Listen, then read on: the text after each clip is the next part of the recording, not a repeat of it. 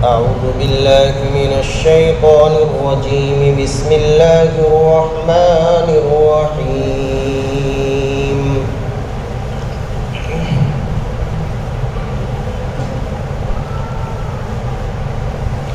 إن تجتنبوا كبائر ما تنهون عنه نكفر عنكم سيئاتكم وندخلكم مدخلا كريما. ولا تتمنوا ما فضل الله به بعضكم على بعض للرجال نصيب مما اكتسبوا وللنساء نصيب مما اكتسبن واسألوا الله من فضله إن الله كان بكل شيء عليما. ولكل جعلنا موالي مما ترك الوالدان والأقربون والذين عقدت أيمانكم فآتوهم نصيبهم إن الله كان على كل شيء شهيدا. الرجال قوامون على النساء بما فضل الله بعضهم على بعض وبما أنفقوا من أموالهم.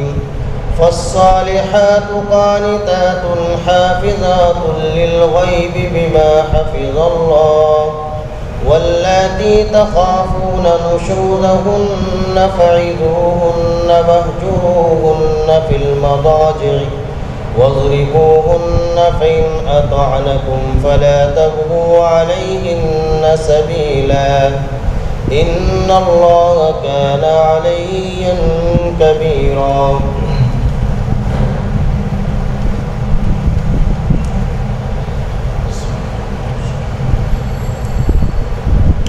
إن تجتنبوا كبائر ما تنهون عنه نكفر عنكم سیئاتکم وندخلکم مدخلا کریما. اگر تم بچتے رہو گے ان بڑے بڑے گناہوں سے جن سے تم کو روکا گیا ہے، منع کیا گیا ہے، تو ہم تمہارے چھوٹے چھوٹے گناہوں کو معاف کر دیں گے اور تمہیں عزت کے مقام میں داخل کریں گے. اگر تم بچتے رہے ان بڑے بڑی برائیوں سے جن سے تم کو منع کیا گیا ہے تو ہم تمہارے چھوٹے چھوٹے گناہوں کو معاف کر دیں گے اور تمہیں عزت کے مقام میں داخل کریں گے. یہ بڑی ہی اہم آیت شریفہ ہے. اللہ رب العزت نے اس آیت شریفہ میں ایک چیز سے رکنے پر دو وعدے فرمائے ہیں، دو انعام کا وعدہ ہے. وہ کام کیا ہے جس سے رکنا ہے؟ وہ ہے گناہ کبیرہ. گناہ کبیرہ، بڑے گناہ سے بچنا. اگر تم بڑے گناہ سے بچتے رہے تو ہم تمہیں دو انعام سے نوازیں گے. پہلا انعام یہ ہوگا کہ جو چھوٹے چھوٹے گناہ آپ سے ہو جاتے ہیں تو انہیں ہم معاف کر دیں گے بغیر توبہ کے، چھوٹے چھوٹے گناہوں کو. اور دوسرا انعام یہ ہے کہ پھر تم کو ہم عزت کے مقام میں یعنی جنت میں داخل کریں گے. عزت کے مقام سے مراد جنت یعنی جنت میں داخل کریں گے. قرآن کریم کا ایک انداز ہے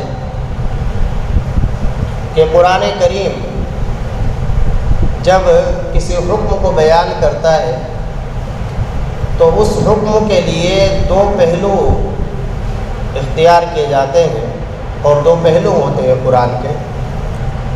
ایک پہلو تو قرآن کریم کا اس حکم کو بیان کرنے کے لیے ترغیبی ہوتا ہے، ڈرانے کا ہوتا ہے. جیسے ان الذین یاکلون اموال الیتامی ظلما انما یاکلون فی بطونہم نارا وسیصلون سعیرا. جو لوگ یتیموں کا مال کھا رہے ہیں وہ اپنے پیٹ کے اندر آگ داخل کر رہے ہیں اور انہیں عنقریب جہنم میں داخل کیا جائے گا. یہ ایک ڈرانے کا ہے، اس کو ترغیبی عنوان کہتے ہیں، ترغیبی پہلو کہتے ہیں، یہ ڈرانے کا ہوا. اور ایک قرآن کریم کا انداز یہ ہے کہ کسی حکم کو بیان کرنے کے بعد ترغیبی پہلو کو اختیار کرتا ہے۔ ترغیبی پہلو ہوتا ہے قرآن کا۔ ترغیب یہ ہے کہ ایک طرح سے رغبت دی جاتی ہے، کسی انعام کا تذکرہ کیا جاتا ہے کہ اگر تم اللہ کے اس حکم پر عمل کرو گے تو تمہیں یہ انعام ملے گا، اللہ ان چیزوں سے نوازیں گے۔ تو یہ ترغیب، رغبت، انعام جو دیا جاتا ہے وہ ترغیب ہی کے لیے، رغبت کے لیے اور بچے کو ابھارنے کے لیے۔ تو یہ قرآن کریم کا انداز ہے۔ تو قرآن کریم نے اس آیت شریفہ سے پہلے کئی بڑے بڑے گناہوں کا تذکرہ کیا، یتیموں کا مال کھانا اور میراث کے جو حقدار ہیں ان کو میراث نہ دینا، اسی طریقے سے ظلماً کسی کا مال کھا لینا، اور ایسے ہی ایسی عورتوں سے نکاح کر لینا جن سے نکاح حرام ہے۔ شوہر والی عورت سے تفصیل سے اس موضوع پہ گفتگو ہو چکی، یا اپنی بیوی کی بہن سے بیوی کے ہوتے ہوئے۔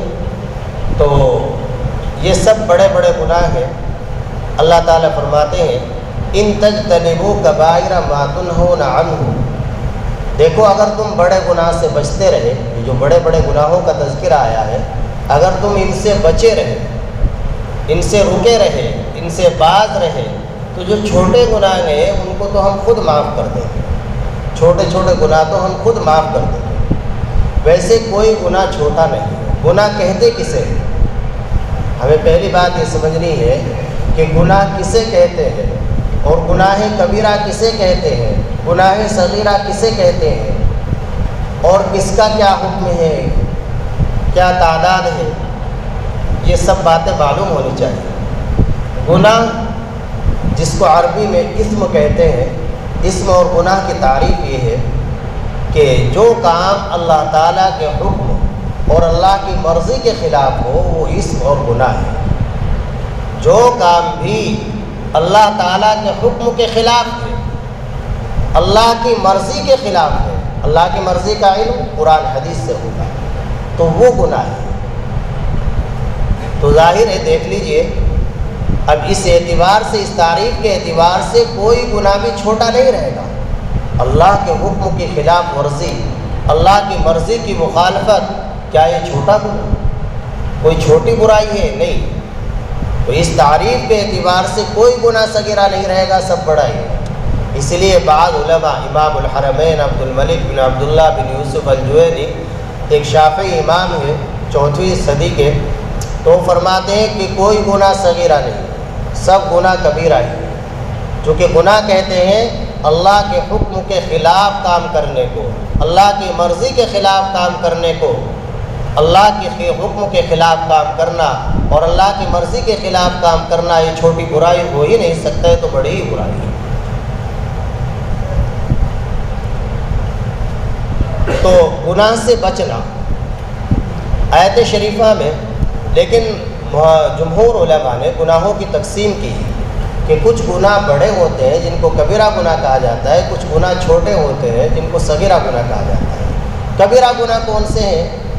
کبیرہ گناہ وہ گناہ ہے کہ جس گناہ پر جہنم کی وعید وارد ہوئی ہو، یا جس گناہ پر لعنت کا لفظ آیا ہو کہ اس کے کرنے والے پر لعنت ہے، یا جس گناہ کی کوئی حد قرآن و حدیث میں بیان کی گئی ہو۔ حد کہتے ہیں شرعی سزا کو، دنیا میں اس کی سزا ملے۔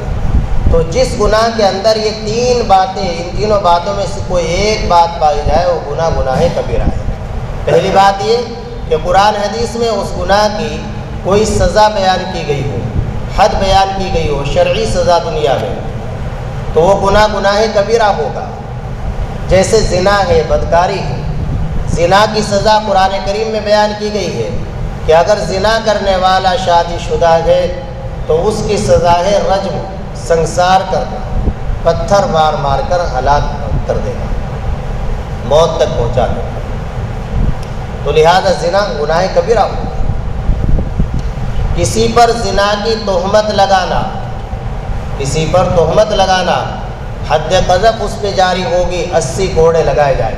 غیر شادی شدہ ہی زنا کار بدکار تو اس کو 100 کوڑے لگائے جائیں۔ تو یہ سزا، شرعی سزا بیان کی گئی ہے۔ اسی طریقے سے چوری کرنا، چور کی سزا قرآن نے بیان کی السارق والسارقۃ فاقطعوا ایدیہما، ہاتھ کاٹنا، تو معلوم ہوا کہ چوری کرنا بھی گناہ کبیرہ ہو۔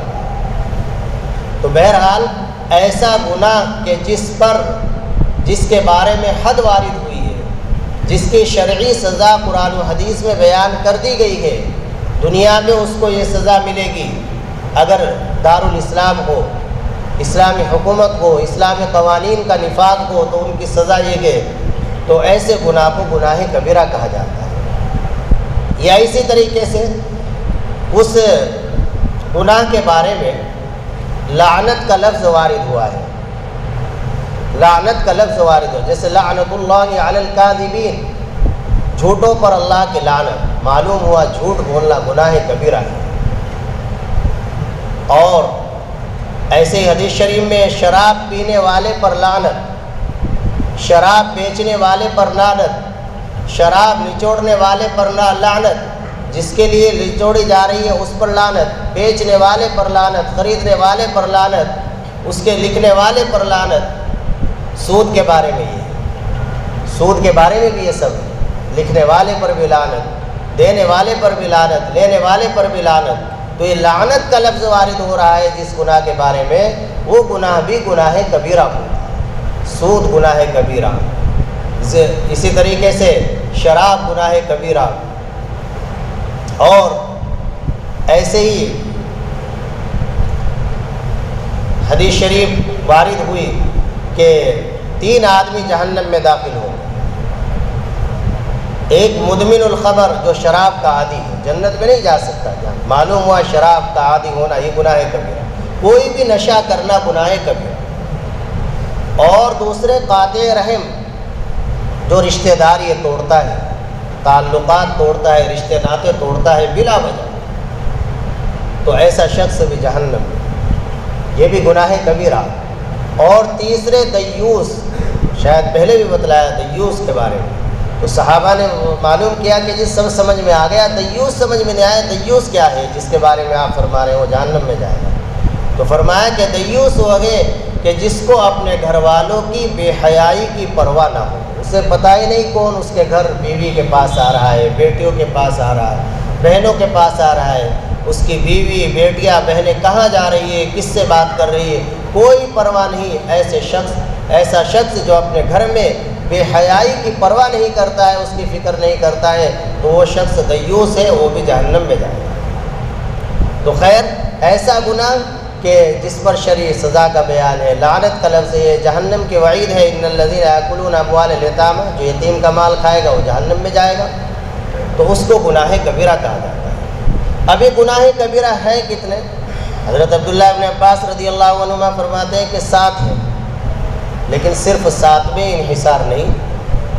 9ویں صدی کے ایک محدث ہیں، شارح حدیث ہے ابن حجر مکی، ایک تو ہے بخاری شریف کے شارح ابن حجر عسقلانی، یہ ہے ابن حجر مکی، یہ ان کے بعد کے ہیں 9ویں صدی کے، وہ بھی 9ویں صدی کے ہیں، لیکن ان سے تقریباً 100 سال کافی سال کا 50-60 سال کا فرق ہے دونوں کے اندر، یہ بعد کے ہیں۔ تو انہوں نے ایک کتاب لکھی ہے کتاب الزواجر کے نام سے، اور اس کتاب میں کتاب الزواجر میں تمام کبیرہ گناہوں کا تذکرہ کیا ہے۔ تو ان کی جو تعداد ہے وہ 467 ہے، 467 ایسے گناہ انہوں نے شمار کرائے ہیں کہ جو گناہ کبیرہ کے دائرے میں آتے ہیں، جن پر گناہ کبیرہ کی تعریف صادق آتی ہے، جن پر گناہ کبیرہ شرک ہے، زنا ہے، بدکاری، حقوق الوالدین، والدین کی نافرمانی، بلکہ ترمذی شریف کی ایک روایت میں تو ان بڑے بڑے گناہوں کو بیان کیا۔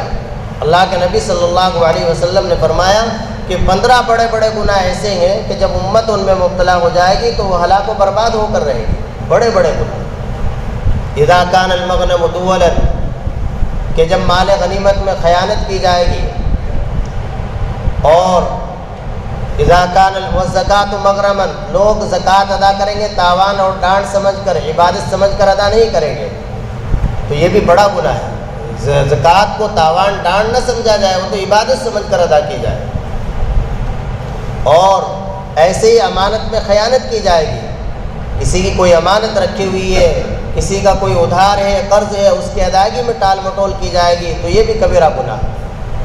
وَأَطَاعَ الرَّجُلُ زَوْجَتَهُ وَعَقَّ أُمَّهُ، یہ آدمی بیوی کی بات مانے گا، والدہ کی بات نہیں مانے گا، نافرمانی کرے گا۔ حقوق الوالدین، اس پر بھی سخت وعید وارد ہوئی ہے، والدین کی نافرمانی کرنا، والدین کے ساتھ برا سلوک، برا برتاؤ کرنا، یہ بھی گناہ کبیرہ میں، یہ بھی گناہ کبیرہ میں۔ وَبَرَّ صَدِيقَهُ وَجَفَا أَبَاهُ، اپنے دوستوں کے ساتھ تو اچھا سلوک، اچھا برتاؤ، اور اپنے والد کے ساتھ اچھا سلوک، اچھا برتاؤ نہیں، یہ بھی گناہ کبیرہ ہے۔ وَارْتَفَعَتِ الْأَصْوَاتُ فِي الْمَسَاجِدِ، مسجدوں کے اندر خوب شور و غل، دنیا کی باتیں، یہ بھی گناہ کبیرہ۔ وَكَانَ زَعِيمُ الْقَوْمِ أَرْذَلَهُمْ، لوگ قوم کا لیڈر ایسے رذیل کمینے لوگوں کو بنا دیں گے جن کے دل کے اندر کوئی تقویٰ، اللہ کا ڈر، اللہ کا خوف، علم نام کی، عدل نام کی کوئی چیز نہیں ہوگی، تو یہ بھی ایک گناہ کبیرہ ہوا۔ تو اس طرح جو تعداد پہنچے گی، اور آگے فرمایا وَشُرِبَتِ الْخُمُورُ، خوب شرابیں پی جائے گی۔ وَلُبِسَ الْحَرِيرُ، لوگ ریشم پہننے لگیں گے جس سے منع کیا گیا ہے، ایسے لباس پہنیں گے جن سے منع کیا گیا ہے۔ گزشتہ ہفتے نے سنایا تھا کہ ایسی عورت جو مردوں کی مشابہت اختیار کرتی ہے وہ جنت میں داخل نہیں ہوگی۔ آج عورتیں مردوں کی مشابہت اختیار کرنے میں کوئی کمی نہیں چھوڑ رہی ہے۔ حکم مردوں کو ہے کہ ٹخنوں سے اوپر پاجامہ ازار رکھے، عورتوں نے شروع کر دیا۔ عورتوں کو ٹخنے چھپانے کا حکم، مردوں کو ٹخنے کھولنے کا حکم، اور معاملہ اس کا الٹا چل رہا ہے، یہ فیشن بن گیا۔ عورتیں مردوں والا لباس پہن رہی ہے۔ ایسی عورت جو مردوں کی مشابہت اختیار کرے لباس میں، گفتار میں، رفتار میں، وہ جنت میں داخل نہیں ہوگی۔ آپ دیکھ لیجئے ہمارا معاشرہ کہاں کس رخ پر جا رہا ہے۔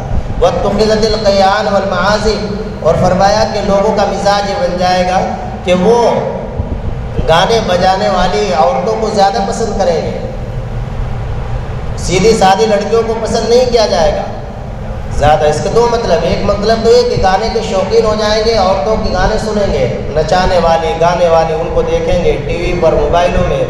اور دوسرے کہ نکاح کے لیے بھی ایسی جو فیشن والی عورتیں ہیں ان کو پسند کیا جائے گا، سیدھی سادھی شریف ترین لڑکیوں کو پسند نہیں کیا جائے گا۔ تو یہ زمانہ بھی چل رہا ہے، یہ بھی ایک بڑا گناہ، بڑی برائی۔ اور وَالْعَنَا آخِرُ هَذِهِ الْأُمَّةِ أَوَّلَهَا، بعد والے لوگ پہلے والوں کو برا کہیں گے، یہ بھی ایک کبیرہ گناہ ہے۔ تو اس طرح کبیرہ گناہوں کی ایک بڑی فہرست ہے۔ حافظ ابن حجر مکی رحمہ اللہ نے ذکر فرمائی ہے جن کی تعداد 467 تک پہنچتی ہے۔ تو اللہ تعالیٰ جو اس آیت شریفہ میں فرما رہے ہیں کہ ہم تمہارے چھوٹے گناہوں کو معاف کر دیں گے اور جنت میں داخل کریں گے، تو اس کے لیے شرط لگائی ہے کہ بڑے گناہوں سے بچیں۔ اب بڑے گناہوں سے بچنا، بڑا گناہ نماز کا چھوڑنا، فرائض کا چھوڑنا، واجبات کا چھوڑنا بھی بڑا گناہ ہے۔ ایک آدمی گھر بیٹھ جائے، نہ نماز پڑھے، نہ روزہ رکھے، کہے میں تو کوئی گناہ نہیں کر رہا، بس یہ نماز کا چھوڑنا، فرض اور واجب چھوڑنا، یہ بھی بڑا گناہ ہے۔ تو فرائض اور واجبات کو ادا کریں اور ساتھ ساتھ بڑے بڑے گناہوں سے بچتا رہیں، تو پھر اللہ کا وعدہ ہے کہ چھوٹے چھوٹے گناہ ہم خود معاف کر دیں گے۔ وہ کیسے معاف ہوں گے؟ حدیث شریف کے اندر آتا ہے آدمی گناہوں سے بچ رہا ہے اور فرائض واجبات ادا کر رہا ہے، وضو کرتا ہے، تو وضو کرتے وقت گناہ ختم ہوتے رہتے ہیں، چھوٹے گناہ۔ ہاتھ دھلے تو ہاتھ سے جو چھوٹے موٹے گناہ ہو گئے وہ صاف ہو گئے۔ اکابر کے واقعات ہیں، انہیں وہ گناہ دھلتے ہوئے دیکھتے تھے، حضرت امام ابو حنیفہ رحمہ اللہ کو۔ اور کلی کی تو زبان سے جو ہلکی پھلکی کچھ بکواس ہو جاتی ہے، چھوٹا موٹا گناہ، غیبت تو بڑا گناہ ہے، گالی دینا بھی بڑا گناہ ہے، لیکن کوئی خلاف اولا بات ہو گئی تو وہ گناہ معاف ہو گئے۔ ناک میں پانی ڈالا، ناک سے کوئی ایسا کام ہوا، کوئی غلط چیز سونگھ لی، تو اس گناہ معاف ہو جائے گا۔ چہرے کو دھولا، چہرے سے چھوٹے چھوٹے گناہ اس طرح معاف ہو جاتے ہیں۔ ایسے حدیث شریف میں ثلاث الکفارات، تین چیزیں گناہوں کے لیے کفارہ بن جاتی ہے۔ انتظار الصلاۃ بعد الصلاۃ، آدمی مسجد میں جماعت کے وقت سے کچھ پہلے آ کر بیٹھ گیا، نماز کا انتظار کر رہا ہے، تو گناہ معاف ہو رہے ہیں، اس میں بھی گناہ معاف ہو رہے ہیں، چھوٹے چھوٹے گناہ صغیرہ۔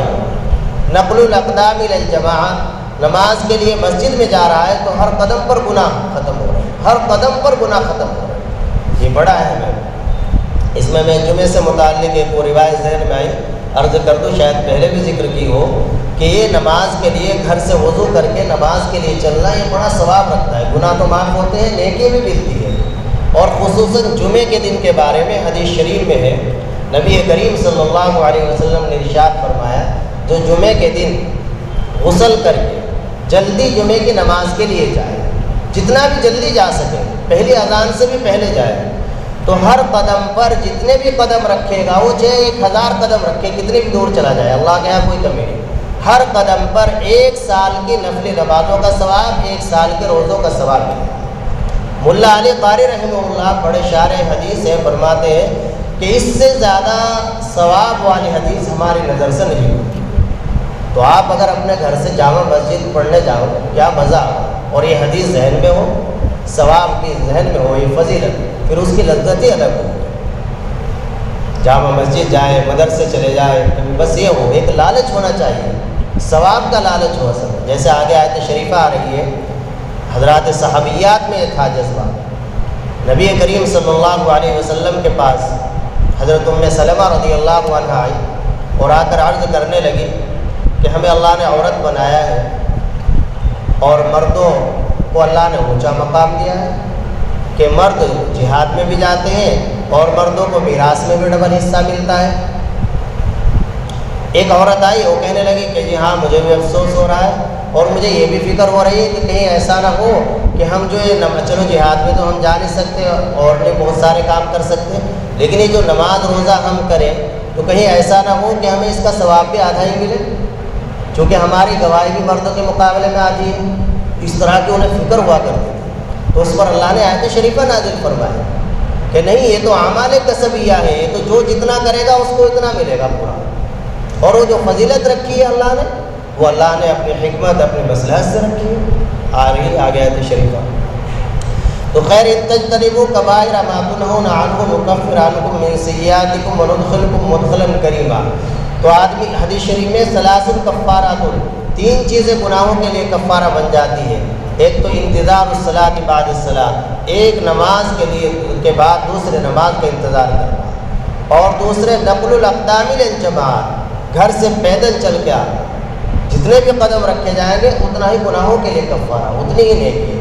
اور جمعے کے بارے میں یہ ہے، ہر قدم پر 1 سال کی نفل نمازوں کا ثواب، 1 سال کے روزوں کا ثواب، 1 سال کی نفل نمازوں کا ثواب، 1 سال کے روزوں کی، اتنی بڑی فضیلت والی حدیث ہے۔ تو ہمارے دلوں کے اندر حرص ہونی چاہیے لالچ، اور ہمیں 12 بجے سے ہی اپنے بچوں کو کہنا شروع کر دینا چاہیے، چلو بھائی جمعے کے لیے، ان کو بھی ساتھ لے کے، بھائیوں کو، بچوں کو، جیسے آپ کے چھوٹے آپ کو دیکھیں گے تو ویسے ہی وہ اپنی عادت بنائیں۔ اگر آپ اذان ثانی کے وقت آ رہے ہیں بالکل خطبے کے وقت، تو وہ ان کی عادت یہ بنے گی کہ وہ جب نماز کھڑی ہو جائے گی تب آئیں گے۔ بڑے چھوٹے جو سیکھتے ہیں وہ بڑوں کو دیکھ کے ہی سیکھتے ہیں۔ اگر آپ ان کی اچھی عادت بنا کر چلے گئے تو جب تک وہ اپنی اس اچھی عادت پر، اچھے عمل پر قائم رہیں گے، تمہارے نامہ اعمال میں بھی اس کا اجر و ثواب لکھا جاتا ہے، تمہارے نامہ اعمال میں بھی اس کا ثواب لکھا جاتا ہے۔ تیسری چیز ارشاد فرمائی، اسباغ الوضوء علی المکارہ، کہ باوجود مشقت کے کامل و مکمل وضو کرنا، اس سے بھی گناہ معاف ہوتے ہیں، یہ بھی گناہوں کے لیے کفارہ بنتا ہے۔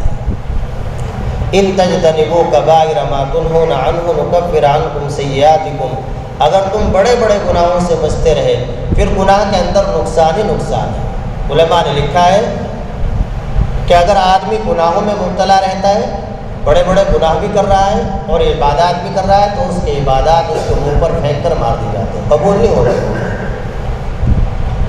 فضیل ابن عیاض وغیرہ بڑے بڑے اکابر بزرگ فرماتے ہیں کہ اگر انسان کی حالت یہ ہو کہ ادھر نماز بھی پڑھ رہا ہے، جماعت میں بھی جا رہا ہے، لیکن بڑے بڑے گناہوں میں بھی مبتلا ہے، تو اس کے عبادات، ذکر، تسبیح، یہ سب مقبول، کوئی قبول نہیں۔ اور پھر چونکہ گناہ نہ بھی اللہ کی مرضی کے خلاف کرنے کا ہے، اللہ کے حکم کے خلاف کرنے کا ہے، تو گناہ کا ایک بڑا نقصان یہ ہوتا ہے کہ جو اس کی تعریف کرنے والے ہوتے ہیں، اللہ تعالیٰ ان کو بھی مذمت کرنے والے بنا دیتا ہے۔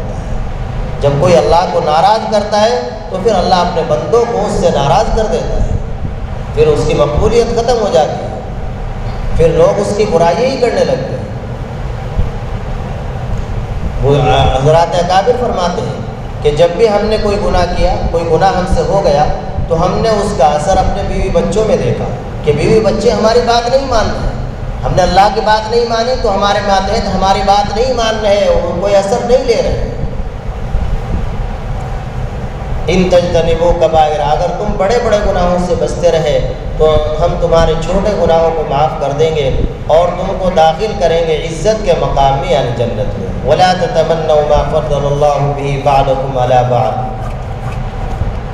حضرت ام سلمہ رضی اللہ تعالی عنہ نبی کریم صلی اللہ علیہ وسلم کے پاس تشریف لائی اور عرض کیا کہ اللہ کے رسول صلی اللہ علیہ وسلم، ہم عورتوں کی شہادت اور گواہی مرد کے مقابلے میں آدھی، ہم 2 گواہی دیں گے تب وہ 1 مرد کے برابر گواہی شمار ہوگی، ہمیں میراث میں بھی حصہ سنگل ملتا ہے، مردوں کو ڈبل ملتا ہے۔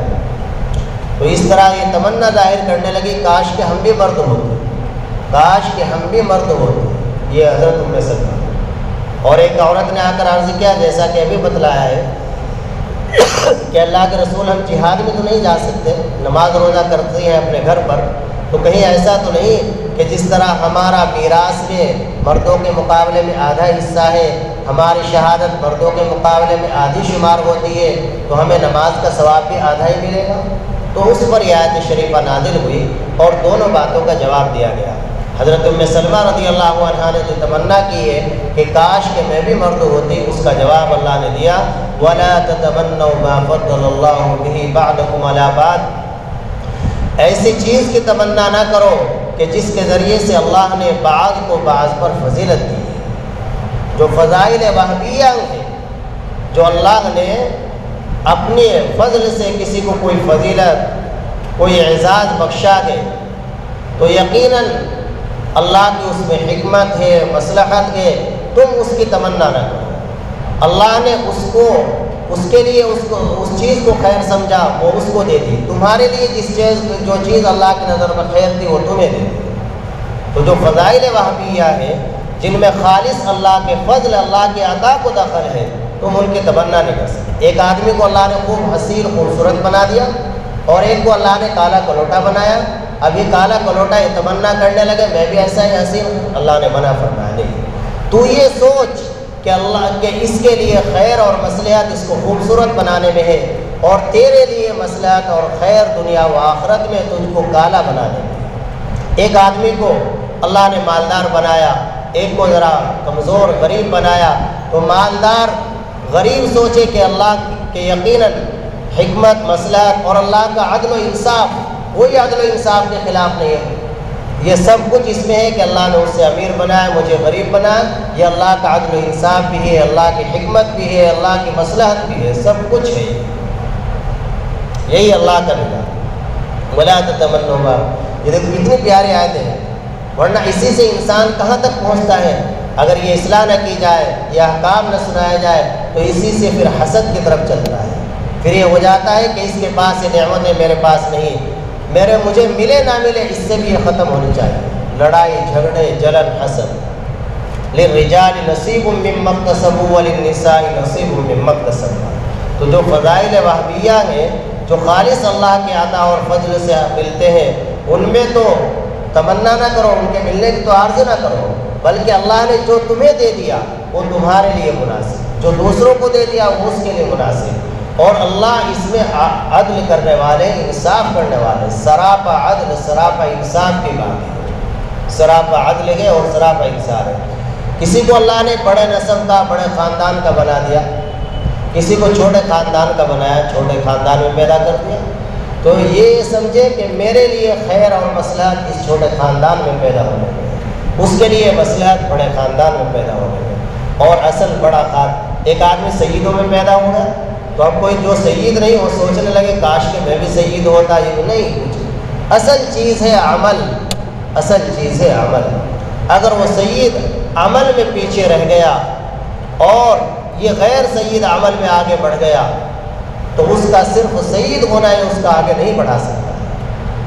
یہ سید الاولین والآخرین نے فرمایا من بطأ به عمله لم يسرع به نسبه، جس کو اس کے عمل نے پیچھے ہٹا دیا اس کو اس کا نسب آگے نہیں بڑھا سکتا۔ جس کو جس کے عمل نے پیچھے ہٹا دیا اس کو اس کا نسب آگے نہیں بڑھا سکتا۔ تو اللہ نے جو بھی کچھ جس کو دیا ہے وہ سراپا عدل و انصاف ہے اور سراپا حکمت و مصلحت ہے۔ للرجال نصیب مما اکتسبوا، اور اس ایک عورت نے آ کر جو عرض کیا تھا کہ ہم جو نمازیں پڑھتے ہیں روزے رکھتے ہیں کہیں ہمیں اس کا ثواب آدھا تو نہیں ملے گا مردوں کے مقابلے میں؟ اللہ تعالیٰ اس کا جواب دے رہے نہیں، ایسا نہیں۔ للرجال نصیب مما اکتسبوا، مردوں کے لیے وہ ہے جو انہوں نے کیا ہے، عورتوں کے لیے وہ ہے جو انہوں نے کیا ہے۔ جو اعمال کسبیہ ہے جن میں محنت کو دخل ہے تو اس میں مرد عورت سب کو برابر کا اجر ملے گا۔ حج مرد بھی کر رہا ہے، عورت بھی کر رہی ہے، تو حج کا ثواب جتنا مرد کو ملے گا اتنا ہی عورت کو ملے گا۔ نماز مرد بھی پڑھ رہا ہے، عورت بھی پڑھ رہی ہے، تو جتنا ثواب نماز کا مرد کو ملے گا عورت کو بھی ملے گا۔ للرجال نصیب مما واسألوا اللہ من فضلہ، اللہ تعالیٰ سے اللہ کے فضل کا سوال کرتے رہو، اللہ کا فضل مانگتے رہو۔ بے شک کہ اللہ تعالیٰ ہر چیز کو جاننے والے ہیں، اللہ ہر چیز کو جانتے ہیں۔ ہر چیز میں یہ بھی داخل ہے کہ اللہ جانتے ہیں کس کو امیر بنانا بہتر ہے، کس کو غریب بنانا بہتر ہے، کس کو حسین بنانا بہتر ہے، کس کو بدصورت بنانا بہتر ہے، کس کو کس خاندان میں پیدا کرنا بہتر ہے، کس کو کس خاندان میں بہتر ہے، سب کچھ اللہ جاننے والا ہے۔ اللہ عمل کی توفیق عطا فرمائے۔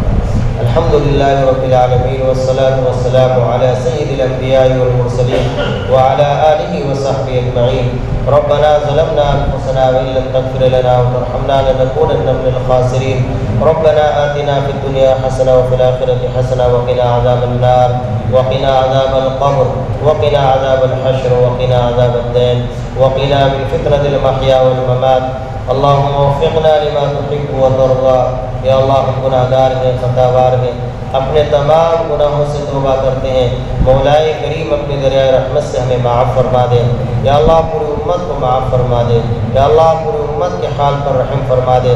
مولا کریم ہمارے اس مختصر سے عمل کو اپنی بارگاہ میں قبول فرما لے، اس کو ہماری اصلاح کا ذریعہ بنا دے، ہماری نجات کا ذریعہ بنا دے۔ یا اللہ قرآن کریم کی خدمت کے لیے ہماری پوری زندگی کو قبول فرما لے، ہماری نسلوں کو قبول فرما لے۔